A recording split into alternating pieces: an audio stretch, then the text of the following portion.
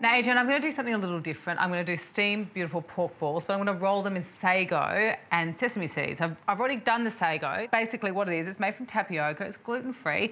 It's got a slightly similar taste to rice flour, or the rice you might wrap something like in a steamed rice ball or something. It feels sort of weird, you know, like little ball bearings. Yeah, exactly. They're nice and soft, yeah. I've got some toasted sesame, so just mix the toasted sesame in there for me. Sure. But what we need to make is we need to make the little ball itself. So I've got a food processor and I'm going to add my pork into it. Now, Adrian, you'll be very pleased because it does have a little bit of fat in it, because when you are making something like this, you do need the fat in there as well. You need to make it tasty. That's what you mean, isn't it? I thought so. Wow. In it goes. It just works a bit better. Let's put it that way. Sometimes you are right, Adrian, as much as I hate to admit it. That's about 250 grams, yeah, so you think? Exactly. Yeah, yeah. I've got some echalotts and I've got some garlic, so I'm going to chuck all of that straight into the food processor. I'm going to add a little bit of honey. Oh, I love the sweetness. Yeah, and Adrian, working well for me. Got some coriander there. I'll just get you to roughly chop that coriander. Just the end of the coriander? Just the end of the coriander is perfect. Now, I've got some fish sauce. Now, it's really important when you are using sauces, I always go for as natural as you can possibly get them. I love something that is obviously MSG-free and gluten-free, so these are great products to go with, and obviously reduction in preservatives, or no preservatives at all. So about a tablespoon. I wouldn't want to add much more than that. I reckon you'd bang on. Yep. You don't need a lot of fish sauce because it does have such a big, pungent flavour to it.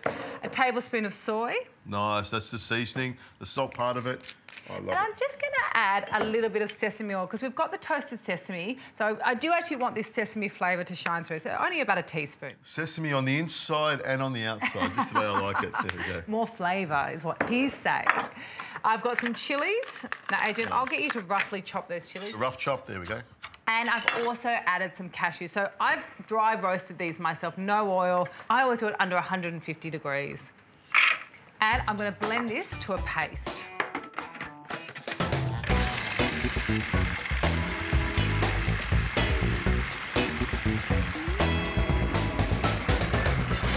Okay, now that's a good wet consistency, which is what we want. Now, Adrian, I've got a bowl there. And I've got a spatula there for you. Thank you. Good teamwork. I like it. Thank you. I'm looking forward to this. This looks, you know, the sago is going to be a little bit wacky for me, but you know, sometimes your wacky things turn out really, really well. I'm surprised. Sometimes. Well, most of the time. All the time. There we go. I shouldn't have said that. Now, this is a bit of a production line, so I've got a platter just to put the sago onto. Nice. This is like crumbing, isn't it? Like putting breadcrumbs on something. A little something. bit, yeah. So just put your sago ready to go with your hands. I like to look about 20-cent ball, that size, and then just roll it in the sago. Nice, okay. And straight onto the parchment paper. How about I roll them and you ball them in the sago so your hands stay nice and clean? Nice, how's that? Thank you. There we go.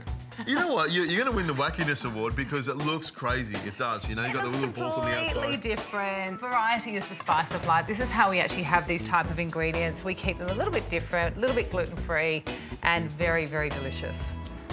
All right, now these will take about 5 to 10 minutes to cook through. They'll be delicious steamed goodness.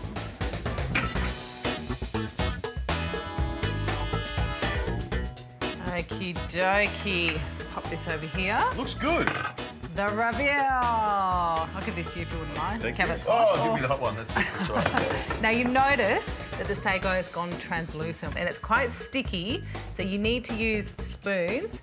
And I like to serve them on little individual baby cos lettuces. You don't have to do this, but it's just a nice decorative way. Well, it looks kind of cool. It looks really sort of like little jewels around the outside, little sort of like fish eggs or something, which I quite like. But I'm going to hook straight into this from here. Can I do that? Please do. Yeah, I've got a little dipping sauce as well, which has got some coriander, some mint, chilli, soy.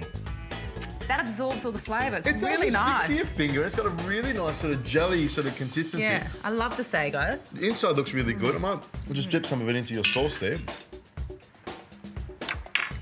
Oh, I will. You know what, Zoe? Really nice. You've got the dumpling filling. Tastes really good, and the texture is something I really like. It's a cracker. I love that little punch of spice. It's full of flavour, the coriander, the pork, but more than anything else, I think that I've actually trumped Adrian when it comes to pork dishes. Don't know, Zoe. I thought my pork sandwich was pretty good.